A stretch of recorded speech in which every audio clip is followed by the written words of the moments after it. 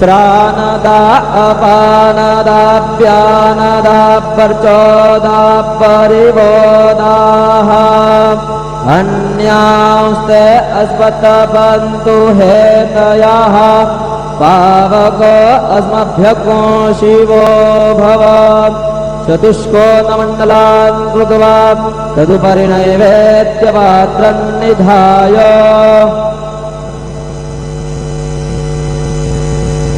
गायत्री मंत्रेण पात्रान् सम्प्रोक्षयेत धेनुमुद्रयाम् अमृतीकृत्य ग्रासमुद्रयां प्रादर्शयेत सत्यन्तवर्तेन परिषञ्जामि ॐ प्राणाय स्वाहा ॐ अपानाय स्वाहा ॐ व्यानाय स्वाहा ॐ उदानाय स्वाहा ॐ समानाय स्वाहा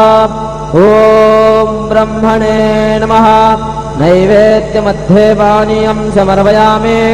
पुनर्नैवेद्यं निवेदयामि ॐ प्राणाय स्वाहा ॐ अपानाय स्वाहा ॐ व्यानाय स्वाहा ॐ उदानाय स्वाहा ॐ समानाय स्वाहा ॐ ब्रह्मणे नमः नैवेद्यं निवेदयामि हस्तप्रक्षालनं समर्पयामि